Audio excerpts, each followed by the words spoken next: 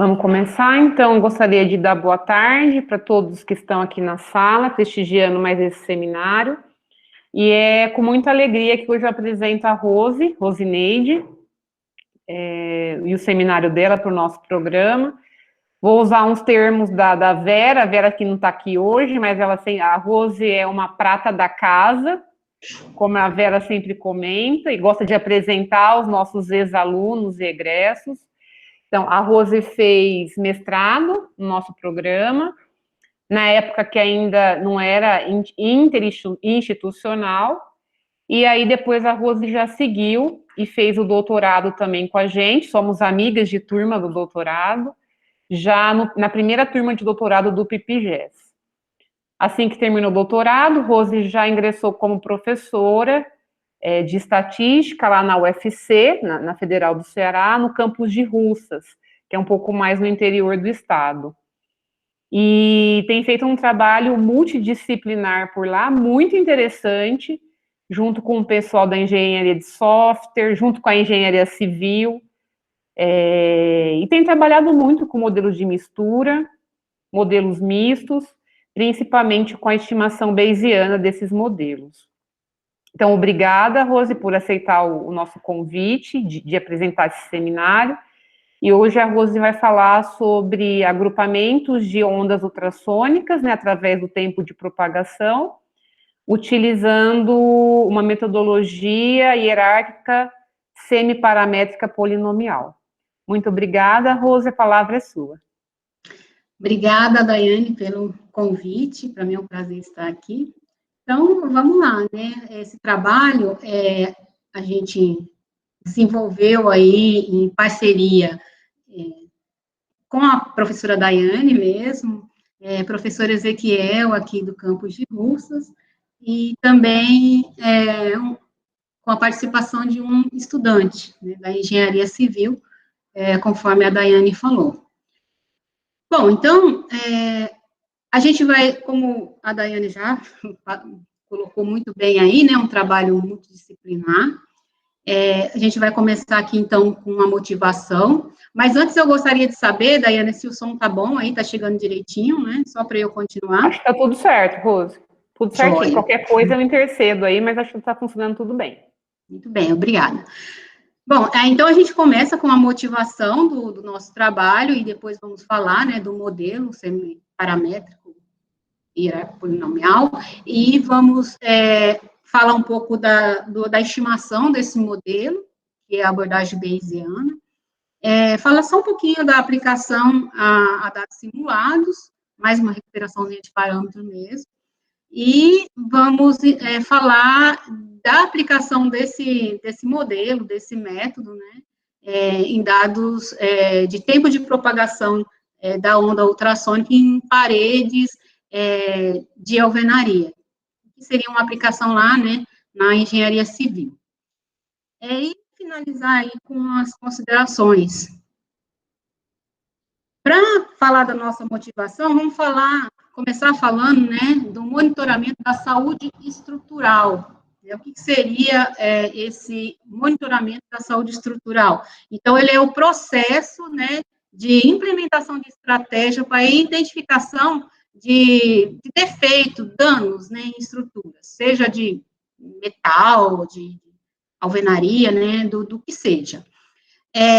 Bom, e quando a gente, né, quando o profissional vai fazer uma inspeção, uma avaliação de uma estrutura, é claro que não se deseja causar danos na estrutura para saber se ela está ok, né, se ela está lá em boas condições.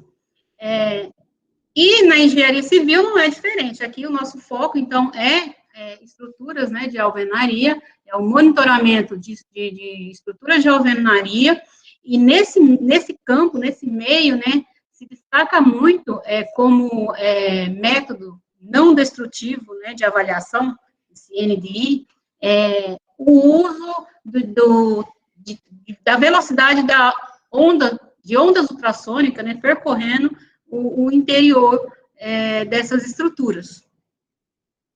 A gente sabe, e é o tipo de ondas, né, o tipo de onda mais utilizada é a onda de Rayleigh, não a longitudinal, né, conforme a gente vê mais por aí. A gente sabe que a onda sonora, ela precisa de meio para se propagar, e a sua velocidade muda, né, conforme o material que ela está percorrendo. E o que, nesse sentido, né, de monitoramento de estrutura, o que seria o monitoramento local, né, no contexto da engenharia civil? Então, é um método, né, na verdade, nós vamos estar falando aqui especificamente de avaliação local, usando, né, o tempo de propagação da onda. Então, a onda, ela é emitida, né, a partir de um aparelho, um transdutor, e essa onda, ela se espalha como a onda que se forma quando a gente joga uma pedra na água, e aí, então, ela é captada num outro ponto, né, ali num local, numa parede, onde é medido o tempo que ela demorou para fazer esse deslocamento. Bom, esses ensaios de ultrassom, né, como é chamado, eles seguem lá toda a normas, né, proposta por profissionais da área, porque a gente sabe que estruturas, né, de alvenaria, a boa condição dela é uma questão de segurança pública, claro, né, a saúde estrutural dos prédios, das pontes, né, tem que estar sempre muito bem acompanhado para que desastre não aconteça, não é? Bom, e no uso desses métodos, né, desses ensaios de ultrassom para verificar a saúde estrutural, é usado muito parâmetros físicos. Só que, devido à homogeneidade dessas estruturas, né, desses materiais, esses parâmetros, eles não estão, assim, muito bem definidos. Foi aí que a gente resolveu fazer uma revisão de literatura sobre modelos estatísticos, né, empregados para a análise desses dados produzidos, né, pelos ensaios de ultrassom. E aí a gente percebeu que não existe, assim, muitos trabalhos, muitos modelos, né, criados, estudados para esse tipo de dado, para esse tipo de problema. Bom, e aí, né, a gente se motivou a trabalhar em modelos estatísticos voltado para esses ensaios. Para a gente entender direitinho, né, do que eu estou falando, do que são esses dados, aqui um esquema, né, só para a gente embasar, né, o porquê que a gente escolheu o modelo que eu vou apresentar aqui para esses dados. Bom, como é que é feito os ensaios de ultrassom? A gente tem ali o aparelhinho, está sendo representado aqui, né, na figura acima, onde o primeiro, aqui está simulando um pedacinho de parede, né, e o primeiro pontinho aqui, cinza claro, seria o emissor da onda. Então, a onda de Raia, ela é emitida, e aí ela, né, teoricamente, né, adentra a parede e ela é captada, né, pelo o aparelho receptor. E aqui é medido, né, o tempo que a onda levou para sair, né, do ponto, que a gente vai chamar aqui de ponto zero, até um outro ponto, né, que se queira medir aí esse tempo, né, o tempo de propagação. Bom, então, como é que é feita essa inspeção local? Né? Os avaliadores chegam, demarcam ali um retângulo, né, segmenta esse retângulo, constrói ali uma partição, vamos assim dizer, né, de retângulos menores, todos do mesmo tamanho, e dentro desse retângulo é traçado um segmento, né, de reta, horizontal. O aparelho emissor é fixado, né, no início desse segmento, que eu estou representando aqui por esse pontinho verde, né, onde tem o 0. Então, vamos pensar que aqui é colocado o aparelho emissor. E aí, essa onda, ela é captada em vários pontinhos que estão aqui representados por esses pontos vermelhos, obedecendo aqui essas distâncias, que é tudo estabelecido lá pelas normas, né, lá da engenharia civil, né, lá já de trabalhos anteriores, com base nas inspeções que são realizadas, né, hoje em dia. Bom, então, como é que está sendo feito aqui? Então, a onda vai sair do ponto 0, ela vai ser captada no primeiro ponto, que eu estou denotando aqui por YI1. Aqui tem uma distância de 10 centímetros, então, em 10 centímetros, né, quanto tempo essa onda demora para percorrer esses 10 centímetros? Depois, a onda ela é emitida de novo, né, e captada lá no YI2, né, aí já numa distância de 15 centímetros, e assim sucessivamente, né. Nisso, a gente tem aqui uma sequência de pontinhos, YI 1, 2, 3, 4, 5, 6. Então, lá feito, assim, então, 6 medições, né, desconsiderando aqui o ponto 0, e para cada distância dessa é medido o tempo que a onda levou para percorrer do ponto 0 até cada pontinho desse aí, de 1 até 6. Bom, então a gente vai pensar o local, né, que a gente fez esse ensaio. Então, ensaio de ultrassom. Esse aí é um ensaio, né, foi feito um ensaio com 6 réplicas, né, no indivíduo. Indivíduo, a gente vai chamar aqui o local, né, o local ali da parede vai ser o indivíduo aqui para nós.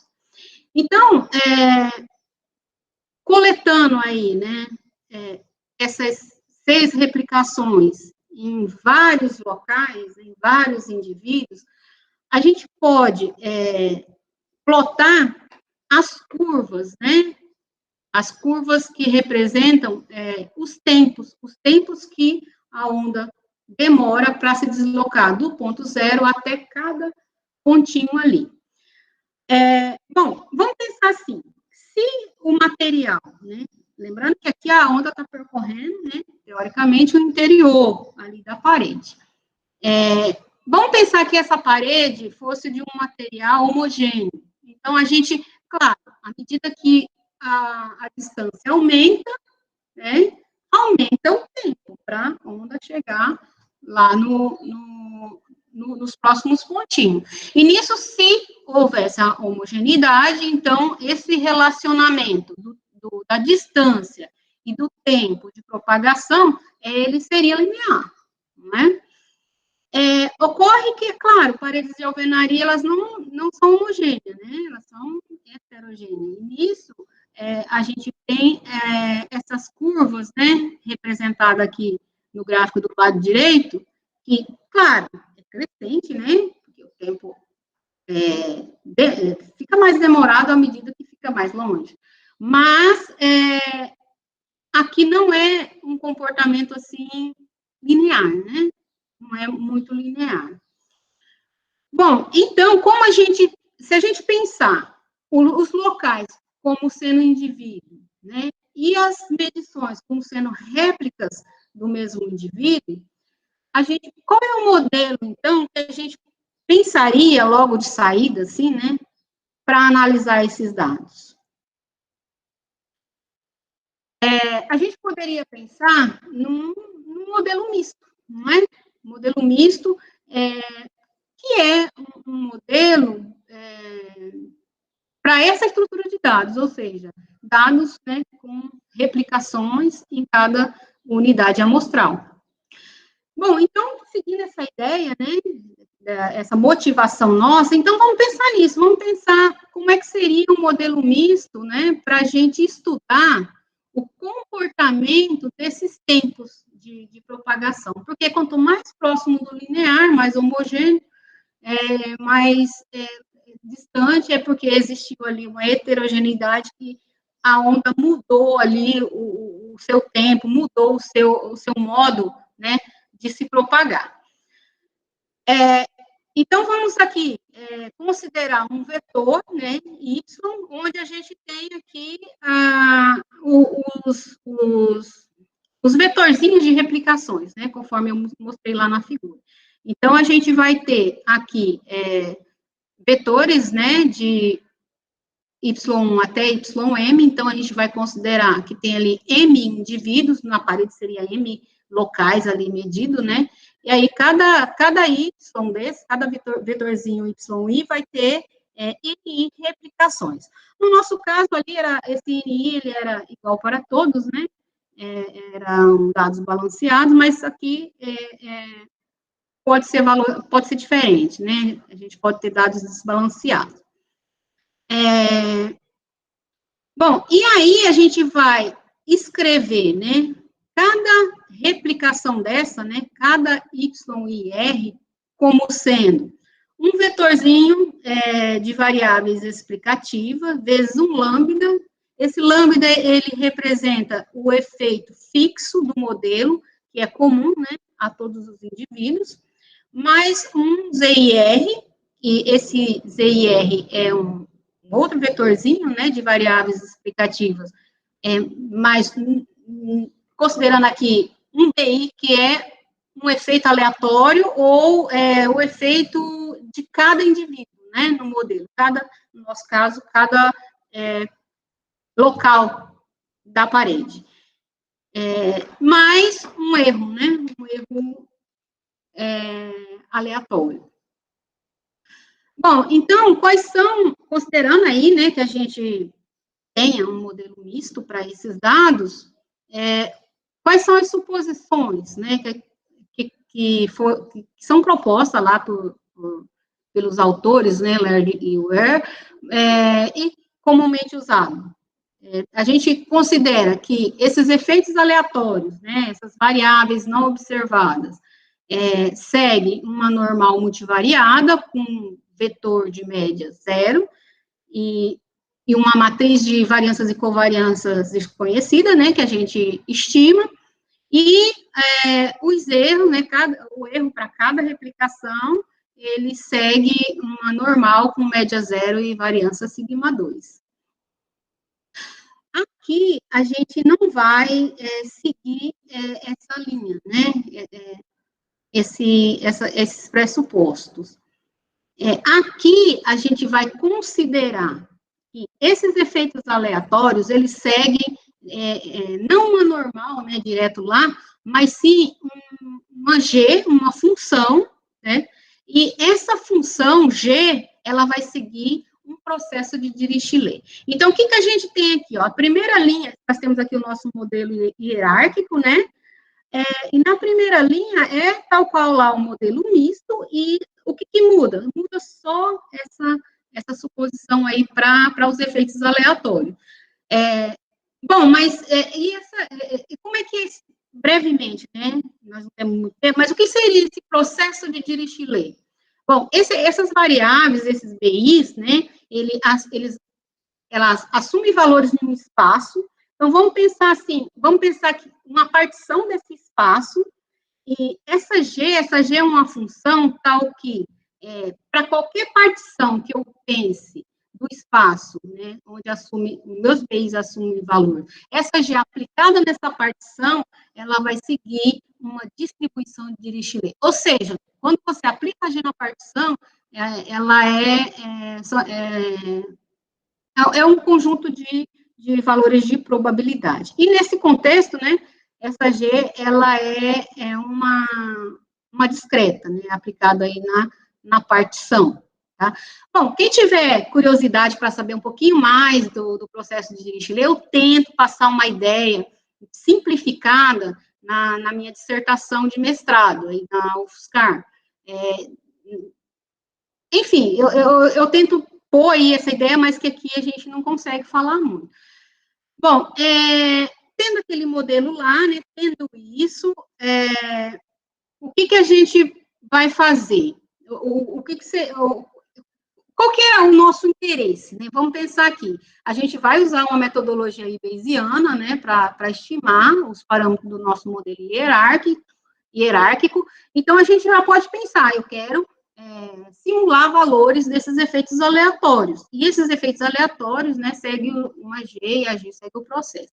E como é que se dá essa simulação, né? Bom, a gente poderia pensar diretamente, né, em simular esses efeitos aleatórios a partir de um esquema de urna de Polya. Isso eu falo um pouquinho também lá na dissertação, porque existe uma equivalência entre o esquema de urna de Polya e o processo de Dirichlet. Então, a gente pode usar o esquema de urna de Polya para poder simular, né, valores do processo. Como é que funciona isso? Bom, quando eu for simular um efeito aleatório para um indivíduo, né, então eu vou simular lá para um indivíduo de cada vez. Vou simular para um indivíduo, né, o efeito aleatório, o efeito dele.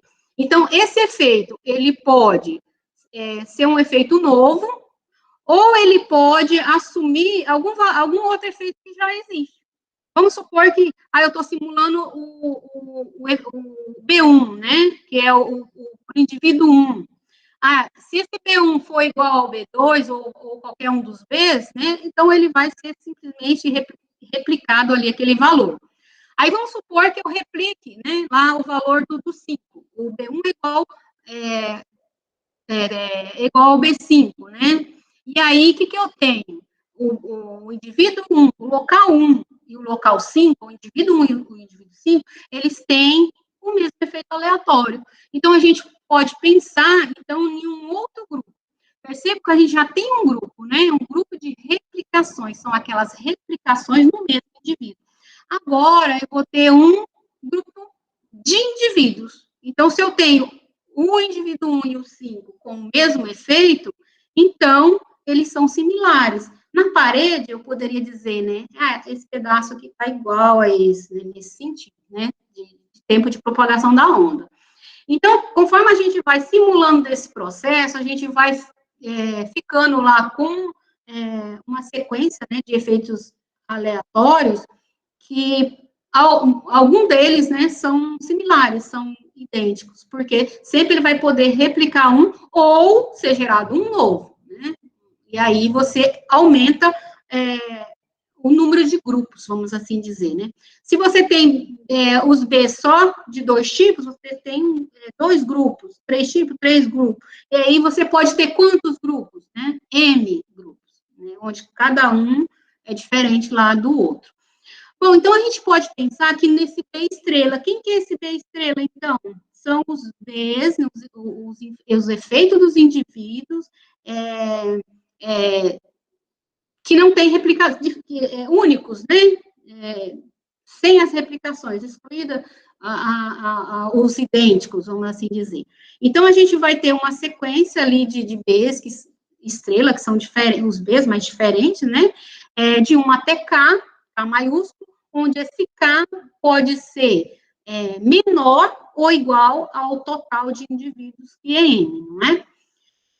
Pronto, aí para efeito de identificação, a gente define uma SK como sendo o conjunto dos índices Is, tais que, né, os BIs são iguais àquele B estrela K.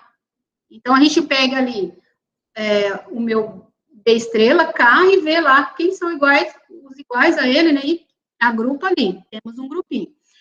E a gente vai denotar por MK a quantidade de indivíduos no grupo K. E para, né, identificar mesmo esses grupos, a gente ainda define uma variável, outra variável latente, né, porque o próprio B já é latente, né, não observada, a gente define uma outra não observada, S, né, denotamos aqui por S. Essa S, ela vai ter N indicador, um vetorzinho de N variáveis indicadoras, de modo, né, que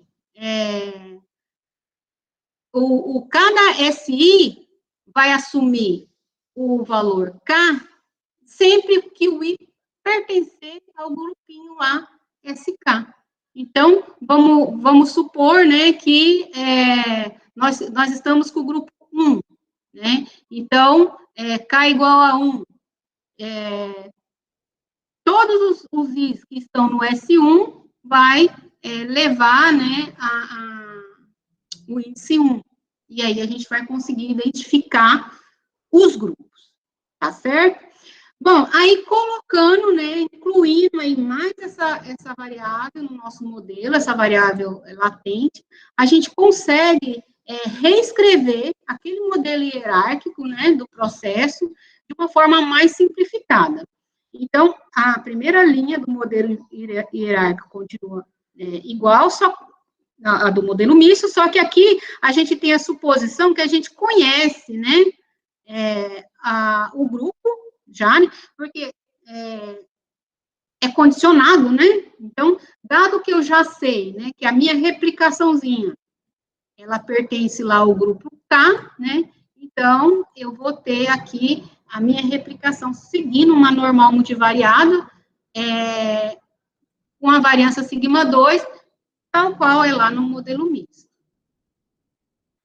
E aí, a gente vai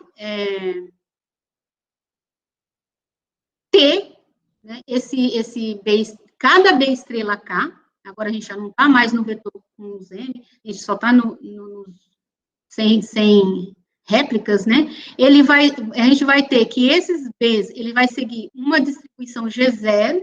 Essa G0, ela é um parâmetro do processo de Dirichlet. Na verdade, ela é a média do processo de Dirichlet e é uma distribuição. E essa variável indicadora que a gente incluiu no modelo, ela vai seguir a urna de Polya. Então, aqui, né, aquele esqueminha que eu acabei de falar, a gente vai simular os Bs da urna de Polya, usando a urna de Polya, né? Então, na verdade, com a inclusão dessa S, a gente vai usar esse mesmo pensamento, né, ali com os efeitos aleatórios, para simular a nossa variável indicadora S. Pronto, e aí, com isso, a gente consegue, né, obter a probabilidade, a função de probabilidade para essas indicadoras, né, que são variáveis aleatórias discretas. Então, cada SI vai assumir um K, né, com probabilidade MK, lembrando que o MK é a quantidade de elementos no grupo, né, no grupo K, excluída a própria SI, naquela observação que a gente está avaliando, isso se o K que eu estou avaliando, ele já existe. Então, vamos supor que eu esteja lá com 5 grupos já, né? De 1 até 5, né? A SI, né, vai assumir o K com a probabilidade MK menos 1, né? Ou não, menos 1 não, menos retirada da observação. E se o K é um novo, né, não existe ainda, né, aí a OSI vai assumir ele com probabilidade proporcional ao alfa. E quem que é o alfa? O alfa é o outro processo, é o outro parâmetro do processo. Eu não sei se eu passei um pouquinho rápido ali no processo, né, mas o processo tem 2 parâmetros, a G0, que é a distribuição de base, né, conhecida na literatura como distribuição de base, que é a média do processo, e o alfa que controla a dispersão do processo. Bom, essa estratégia, ela é bem descrita, né, no trabalho desses 2 autores, 2000 e Groucho, 2010, tá? E, como eu já disse, eu trago uma ideia lá na dissertação também, de uma forma procurando ser, né, de forma simplificada. E nisso a gente tem, então, o nosso modelo, né, exceto por um detalhe, né, eu quero uma flexibilidade na minha estimativa das minhas curvas. Lembrando lá, né, sempre foco nos dados. A gente tem lá as curvas dos tempos de propagação, e a gente percebeu que aquilo, né, desvia ali de uma reta, e, na verdade, é isso mesmo que a gente quer analisar, né? Qual que é o shape, a forma dessas curvas. E para isso, né, para dar essa flexibilidade, a gente vai assumir, né, que cada Y e R, ele vai ser da seguinte forma. Então, aqui é igual, né, um X e R vezes um lambda, o lambda é o vetor de efeito fixo, comum a todos os indivíduos, e o nosso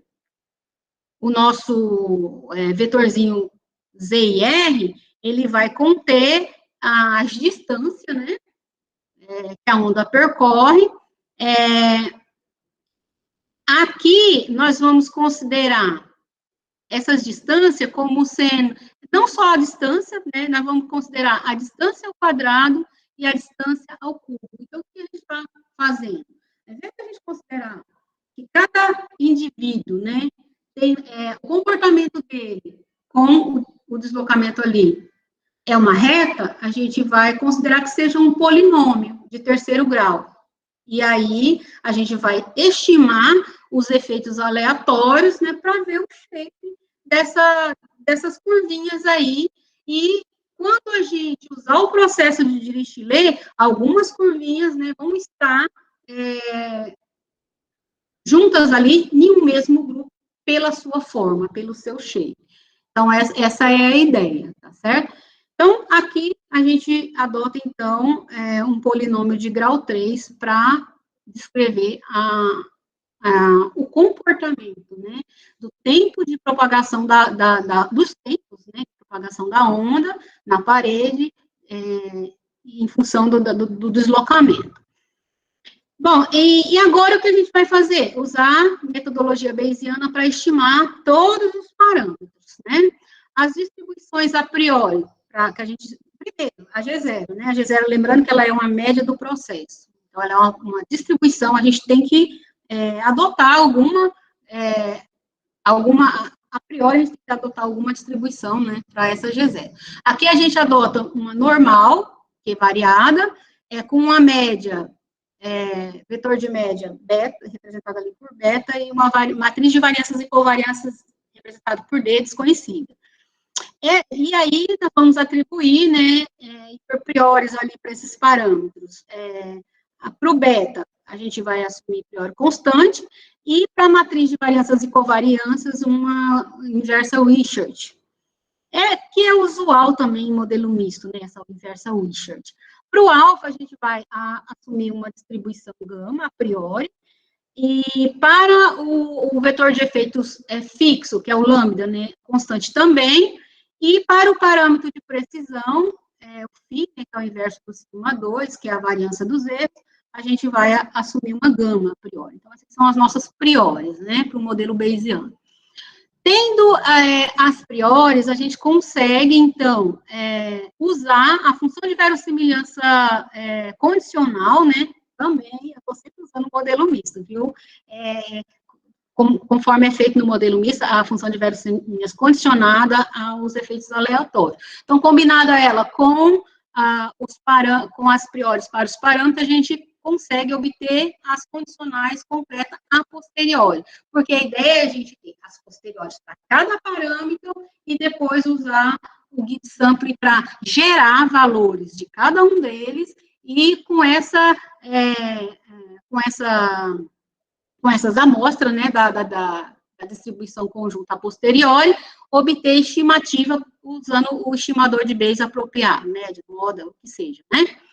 Pronto, então, o φ a gente obtém, com as priores que a gente apresentou, tem uma forma fechada aqui para posteriori, né, conjugada, a gente pegou as priores ali conjugada, na verdade, para ter essa forma fechada mesmo.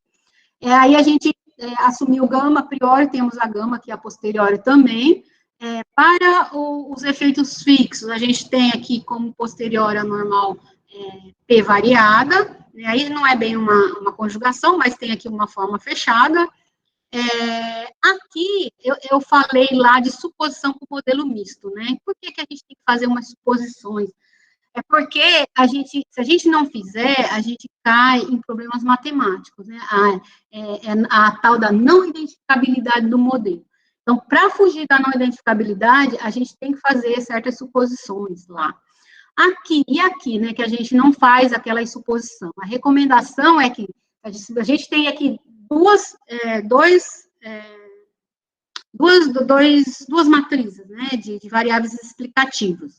A X, que é do efeito fixo, a Z do efeito aleatório. A recomendação é que elas, né, não sejam iguais e nem parte de uma esteja na outra, sejam completamente, mutuamente excludentes, né, para que não caiamos em problemas matemáticos.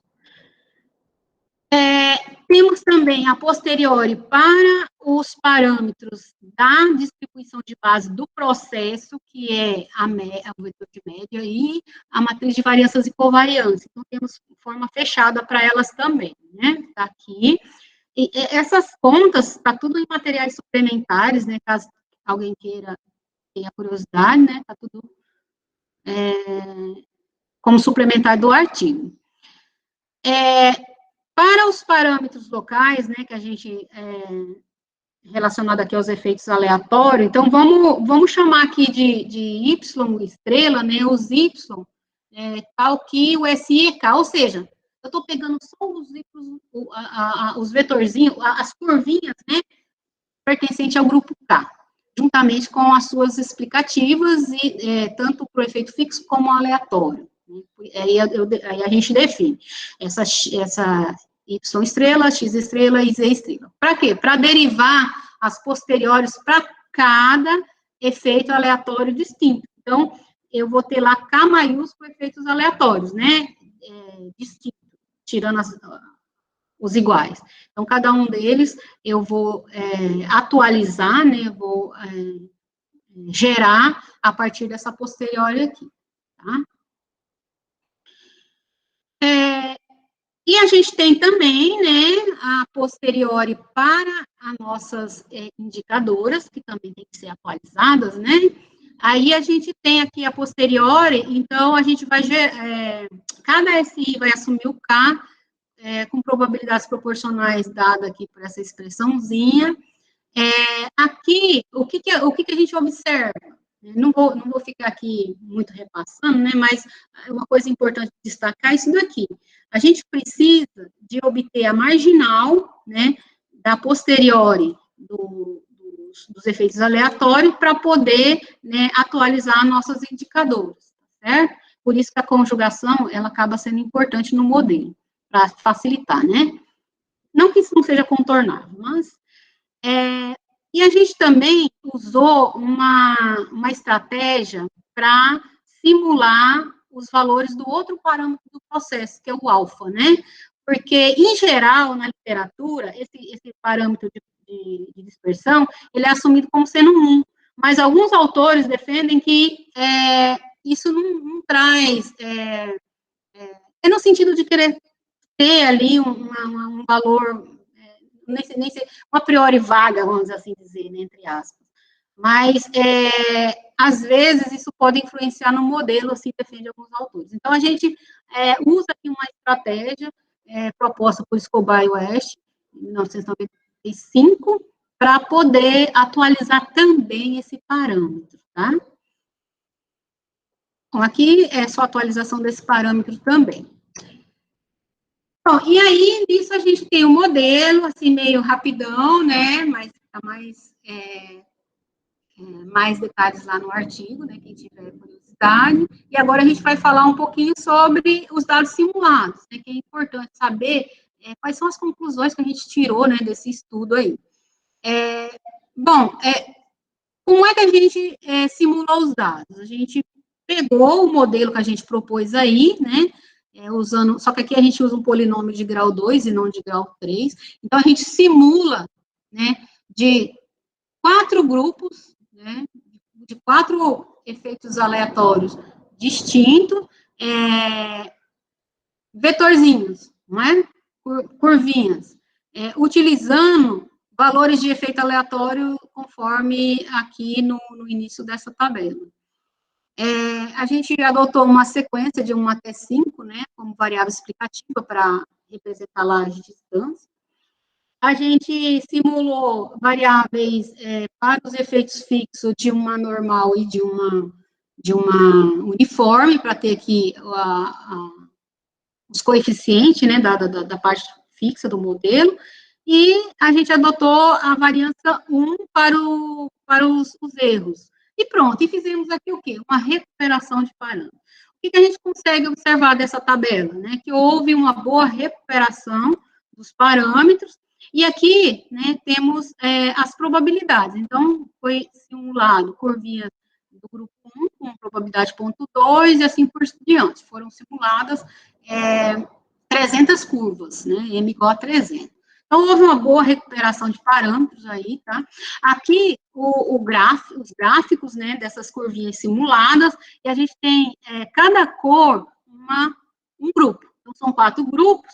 Então, percebam que realmente recuperou em termos de parâmetro, em termos de grupo, né?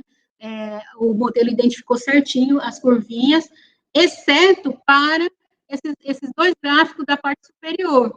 Por quê? Porque embaixo, ok, né? É só o modelo, simulamos do modelo e recuperamos. Nessa primeira linha aqui, né, desses 2 primeiros gráficos, a gente contaminou esses dados, né, com 5 curvinhas outlier. Jogamos ali curvinhas que não eram simuladas do polinômio de grau 2, mas de uma exponencial. Né? E aí, simulamos e tentamos recuperar os parâmetros.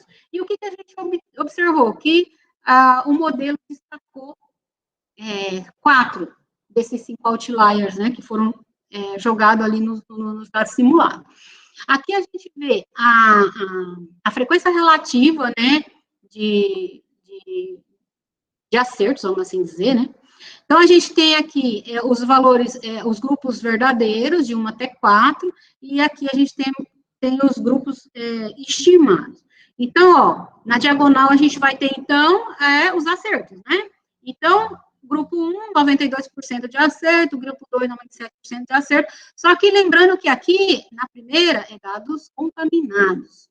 Então, ele criou um 5º grupo aqui, na parte de estimação de grupo, e alocou 4 das curvinhas outlier, e uma, né, foi colocada lá em outro grupo erroneamente. Nos dados sem contaminação de outlier, a gente tem aqui, né, na diagonal, os acertos, tivemos aqui o grupo 1 e o grupo 1 e o grupo 3, né, com uma pequenina confusão.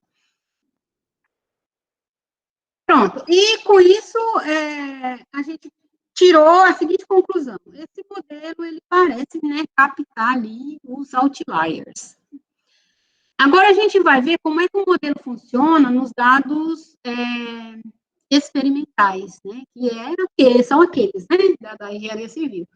Então, como é que, primeiro vamos falar do experimento, como é que foi o experimento? O experimento foram construídas 2 paredes, e uma delas foi feito vazios, buraco, né, conforme mostra a figura, e aí foi passada ali a argamassa, e aí tivemos a medição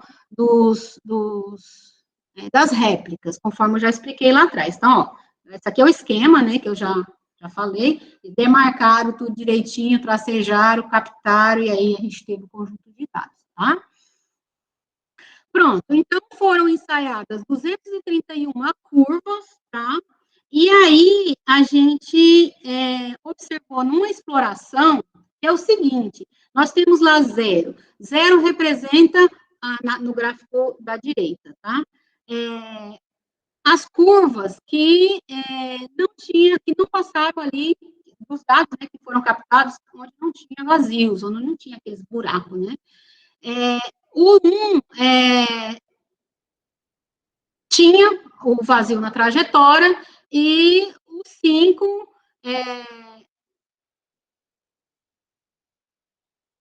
não tinha na trajetória, né?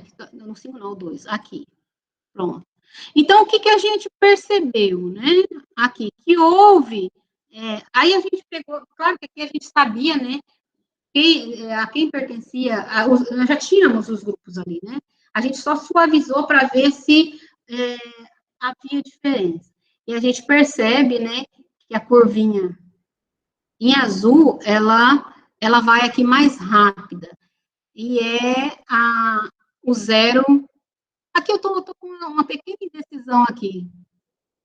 Aqui, tá certo, é a parede, a segunda parede que não tinha buraco. Depois consideramos as curvinhas, as medições do buraco, e na parede do buraco, as curvinhas que foram medidas na parede com buraco, mas não tinha buraco na sua trajetória, tá? Foi isso que aconteceu. E aí a gente percebe que existe realmente uma diferença, né? Olhando assim, na exploração dos dados, parece que há uma diferença. foi aqui que a gente se motivou, né, em aplicar o modelo aqui nesses dados, tá certo? Pronto, e aí a gente estimou, né, as curvas, né, os grupos de curva, na verdade, né?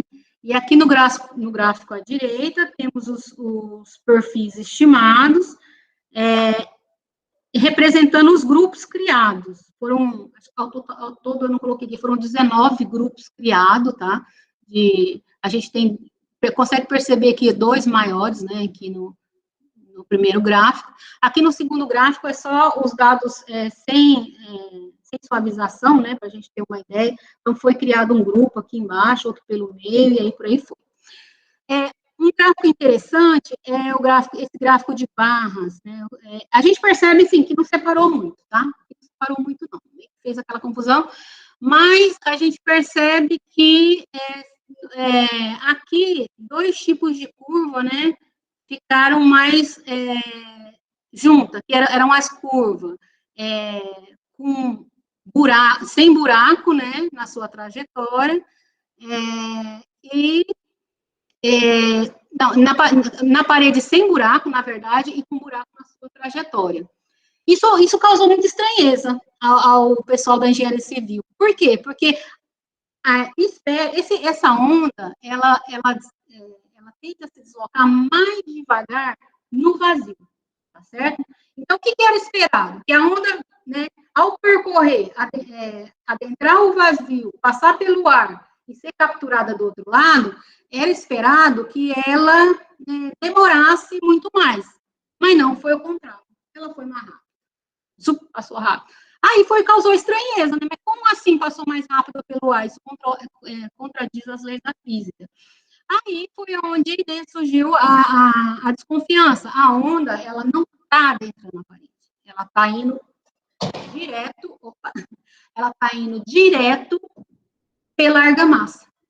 E aí, causou realmente estranheza. Foi aí que a gente resolveu fazer o seguinte, vamos ver como é que se dá a dispersão dessas curvas, né, quando a gente faz a medição só no tijolo, só na argamassa e na interface entre tijolo e argamassa, para ver onde está dispersando mais essas curvas, onde está causando mais confusão. Aí, porque a gente entende que, se ela estava indo muito mais rápida pela argamassa, então, a qualquer problema, ela tende a ir pela argamassa, né? Por isso a nossa curiosidade. Aí foram feitos ensaios, né, dessa maneira, o que a gente viu? Que quando a onda era medida só na argamassa e só no tijolo, né, ela não dispersava. Então, observem aqui, ó. A barrinha 3, a barrinha 20. O modelo recuperou, né, todas as ondas, alocou tudo juntinho ali, como sendo similar, né, na sua trajetória. E enquanto na interface, aí houve, sim, a dispersão aqui. Então, ela se perde ali na interface, tá certo? Bom, mas aqui, né, o modelo recuperou direitinho, né, mas quando a onda realmente fica indecisa ali entre a interface, aí é onde, né, existe uma dispersão muito grande e criam-se vários grupos. Pronto, aí a gente fez ainda outros estudos, né, pouco tempo aqui, não dá tempo da gente falar, mas a gente fez estudo para saber qual era o melhor polinômio a ser usado. Aqui a gente usou critérios AIC, WAIC, a gente fez estudo, análise de sensibilidade. Eu vou deixar o link aqui, ó, quem quiser, tiver curiosidade, né, tá tudo lá no RStudio Connect, né, toda a parte de simulação, modelagem, mais resultados, diagnóstico de convergência. Então, tudo vocês podem ver no link, quem tiver curiosidade, tá certo? Então, a gente fez aqui também a sensibilidade. Então, no lugar de uma constante lá, né, para a média da G0, que é o parâmetro do processo, a gente considerou uma normal com variância grande.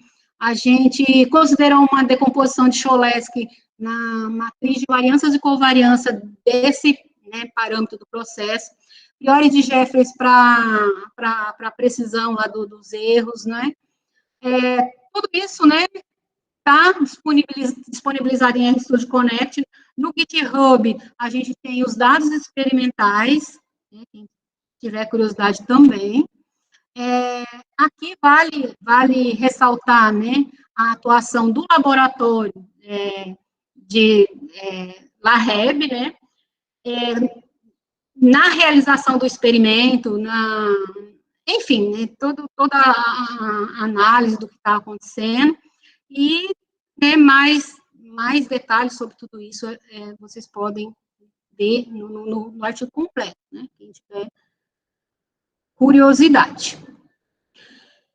E novas direções, né? Esse experimento, como eu comecei dizendo lá atrás, ele foi planejado já para as análises costumeiras, né? Que já são feitas lá no monitoramento estrutural.